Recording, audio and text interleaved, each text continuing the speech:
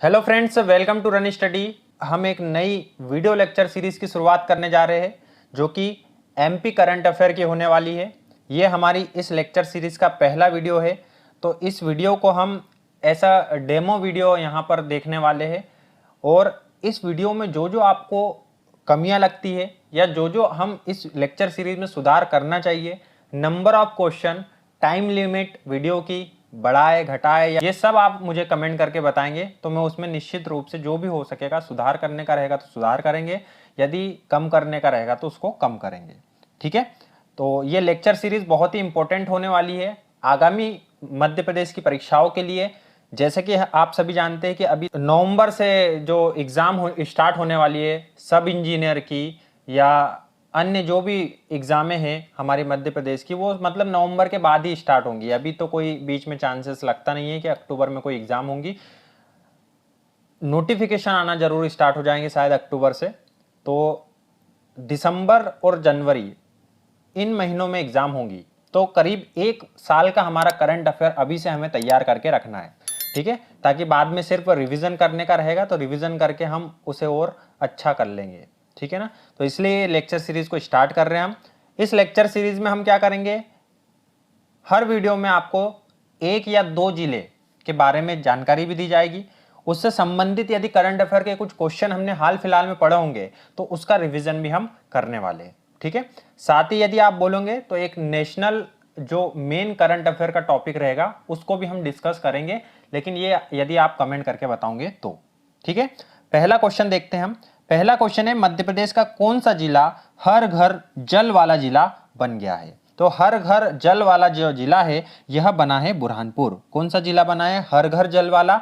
बुरहानपुर जिला बना है। ये जल जीवन मिशन के तहत इसे हर घर जल वाला जिला घोषित किया गया है। जल जीवन मिशन जो कि 15 अगस्त 2019 को प्रारंभ हुआ था। जल जीवन मिशन के बारे में भी याद रखना है, कब से प्रारंभ हुआ था?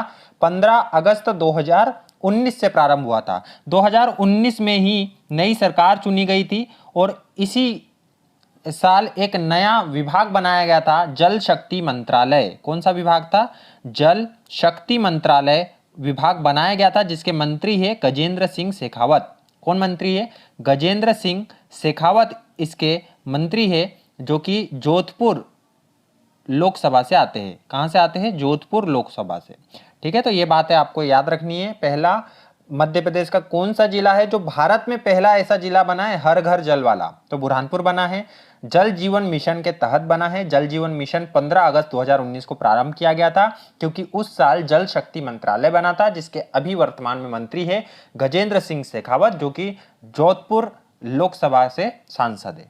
ठीक है, आगे बढ़ेंगे। बुरहानपुर जिले का नाम आया तो बुरहानपुर जिले को देखेंगे। यहाँ पर है, देखिए बुरहानपुर जिला ये नीचे दक्षिण साइड में आता है अपने मध्य प्रदेश के। खंडवा जिले से अलग होकर ये 15 अगस्त 2003 को बना था। 15 अगस्त 2003 में 3 जिले बने थे। ठीक है, पहला बना था बुरहानपुर, दूसरा बना था अनूपपुर और तीसरा बना था अशोकनगर। तीनों ऐसा नाम जैसे लग रहे हैं। ठीक है, बुरहान, अशोक, अनूप, बुरहान, अशोक, अनूप, 3 जिले 2003 में बनाए गए थे। ताप्ती नदी के किनारे बुरहानपुर शहर स्थित है।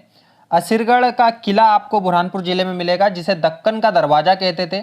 इस किले को अकबर ने आखिरी, मतलब अकबर के जीवन काल का आखिरी विजय थी ये। कौन सा किला? असिरगढ़ का किला। ठीक है, उसके बाद अकबर की मृत्यु हो गई थी। मध्य प्रदेश का पहला ताप विद्युत केंद्र, जो कि जिसका नाम है चांदनी ताप विद्युत केंद्र, ये पहला ताप विद्युत केंद्र था, तो ये भी बुरहानपुर जिले में स्थित है।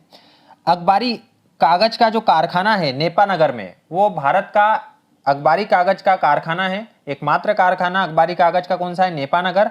और इसी कारखाने को बिजली देने के लिए ये मध्य प्रदेश की पहली ताप विद्युत परियोजना स्टार्ट की थी, चांदनी ताप विद्युत केंद्र। यहां पर आपको बुरहानपुर में खूनी भंडारा मिलेगा, जिसे राष्ट्रीय स्मारक घोषित किया गया था 2010 में। कब घोषित किया था? 2010 में किया था। बुरहानपुर को बुनकरों का नगर कहते हैं। और मध्य प्रदेश में जो योजना चल रही है एक जिला एक उत्पाद, उसके तहत कुछ जिलों को उनके एक एक उत्पाद दे दिए गए हैं। तो बुरहानपुर के पास कौन सा उत्पाद है? केला। केले की उत्पादन करना, उसका परिवहन करना, ये सब बुरहानपुर जिले के लिए एक जिला एक उत्पाद की योजना में आ रहा है, ठीक है, केले के लिए। और खूनी भंडारा जो है ये क्या है, तो खूनी भंडारा मुगल काल में स्थापित की गई जल वितरण प्रणाली थी, जिसमें जल को वितरित किया जाता था एक स्थान से दूसरे स्थान पर, ठीक है। तो ये आप समझ गए होंगे बुरहानपुर जिले को। और बाकी आपको मैप भी देखते हुए चलना है। देखिए बुरहानपुर के आसपास कौन कौन से जिले आपको मिलेंगे। राज्य की बात करें तो महाराष्ट्र से लगा हुआ है बुरहानपुर, यहाँ पर आपको मिल जाएगा खरगोन लगा हुआ, खंडवा लगा हुआ। ये खंडवा से ही अलग होके 2003 में बना था, ठीक है। आगे बढ़ेंगे। चाइल्ड बजट पेश करने वाला पहला राज्य कौन सा बना है, तो याद रखना है चाइल्ड बजट, बच्चों के लिए बजट पेश करने वाला जो राज्य बना है वो है हमारा मध्य प्रदेश, ठीक है। तो चाइल्ड बजट के बारे में भी आपको याद रखना है, क्योंकि भारत में ऐसा पहली बार हुआ है। नेक्स्ट क्वेश्चन है, आदि गुरु शंकराचार्य की अष्टधातु प्रतिमा ओमकारेश्वर में स्थापित की जाएगी, इसकी ऊंचाई कितनी है, तो ऊंचाई आपको याद रखना है 108 फीट। कितनी ऊंचाई है, 108 फीट। 108 से याद आएगा आपको एम्बुलेंस का नंबर, 108 एम्बुलेंस, ठीक है। तो उससे याद रखना है कि जो आदि गुरु शंकराचार्य की ओमकारेश्वर में अष्टधातु, यहां पर देखो छोटे छोटे क्वेश्चन भी बन जाते हैं कि जो प्रतिमा है वो किस धातु की बनी है, तो अष्ट धातु की बनी है। कहां पर स्थापित होंगी, ओमकारेश्वर में स्थापित होंगी। यहां पर 600 से याद आ रहा है कि 600 मेगावाट, 600 मेगावाट की तैरता हुआ सोलर प्रोजेक्ट, 600 मेगावाट का तैरता हुआ सोलर प्रोजेक्ट भी यहां पर ओमकारेश्वर में स्थापित किया जाने वाला है, ठीक है। तो ये चीज याद रखना। 182 फीट नहीं, यदि मीटर होता तो हम कहते कि ये तो सरदार वल्लभ भाई पटेल की स्टेचू है, जो कि विश्व की सबसे ऊंची स्टेचू है, जो कि कहां पर है, तो ये गुजरात में आपको मिलेंगी, केवड़िया जिले में, ठीक है। तो आगे बढ़ेंगे अब। मिशन 15 से 18 का संबंध किससे है, क्या टीकाकरण से है, कुपोषण से है, स्वास्थ्य से है या शिक्षा से है, तो इसका आंसर आएगा 15 से 18, मिशन 15 से 18 का संबंध टीकाकरण से है।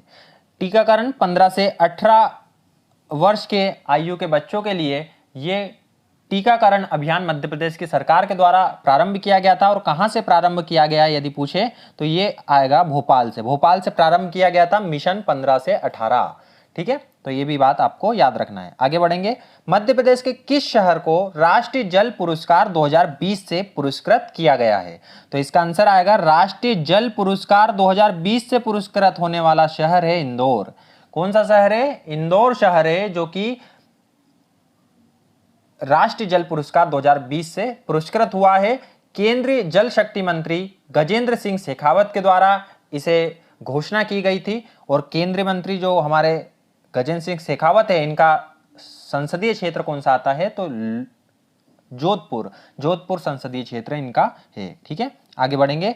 डिजिटल दान कैंपेन शुरू करने वाला देश का पहला जिला कौन सा बन गया है, डिजिटल दान कैंपेन शुरू करने वाला देश का पहला जिला बना है। कहां का, देश का पहला जिला, तो आपको याद रखना है कि देश का पहला जिला ये है छिंदवाड़ा।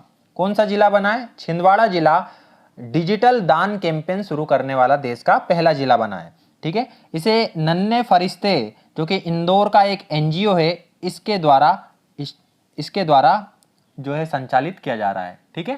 तो ये अभियान याद रखना है, जो कैंपेन है ये किसके द्वारा, नन्हे फरिश्ते एनजीओ के द्वारा ये चलाया जा रहा है, ठीक है। छिंदवाड़ा जिले में पहला जिला बना है जो कि इस कैंपेन को शुरू करा है, ठीक है। नेक्स्ट क्वेश्चन है, मुख्यमंत्री कृषक फसल उपार्जन सहायता योजना कहां शुरू की गई है, मुख्यमंत्री कृषक फसल उपार्जन योजना ये मध्य प्रदेश में प्रारंभ की गई है। इस योजना के तहत कोरोना महामारी के मुश्किल हालात में जो किसानों के द्वारा उगाई जाने वाली फसलें हैं उसका सही मूल्य दिलवाने के लिए और कृषि कार्य में हानि की क्षतिपूर्ति करने के लिए मुख्यमंत्री कृषि फसल उपार्जन योजना को लागू किया गया है। तो याद रखना है मुख्यमंत्री कृषक फसल उपार्जन सहायता योजना मध्य प्रदेश की है, ठीक है ना।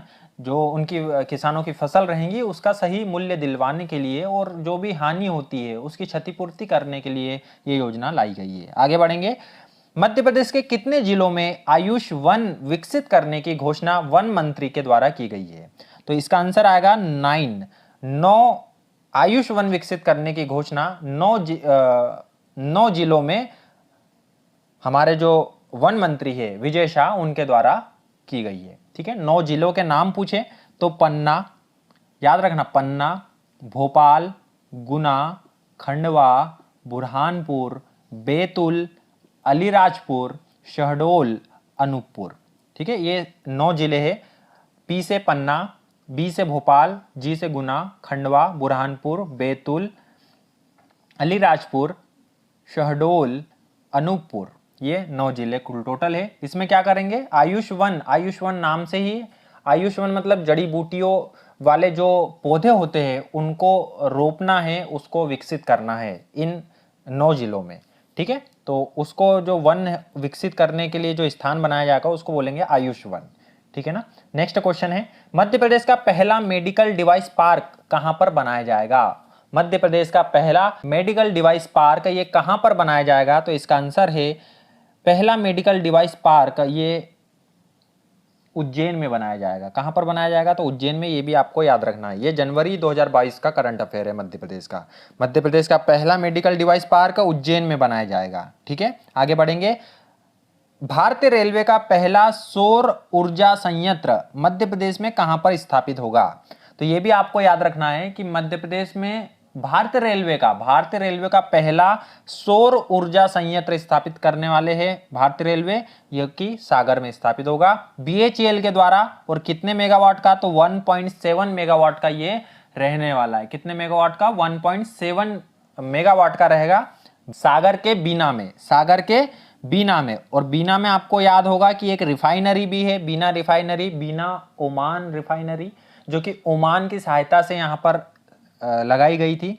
ठीक है, तो अगला जिला जो है हमारा सागर जिला, क्योंकि सागर जिले के बारे में इसमें बात की गई है, तो सागर जिला जो है ये आपको मैप में दिख रहा होगा। सागर जिला जो कि छतरपुर, दमोह, नरसिंहपुर, रायसेन, विदिशा से और अशोकनगर से लगता है। यहाँ पर आपको अप्रैल और मई में धमोनी उर्स मेला आपको मिल जाएगा। यहाँ पर धमोनी उर्स का प्रदेश का पहला विश्वविद्यालय यहाँ पर स्थापित किया गया था। प्रदेश का पहला विश्वविद्यालय कहाँ स्थापित किया गया था?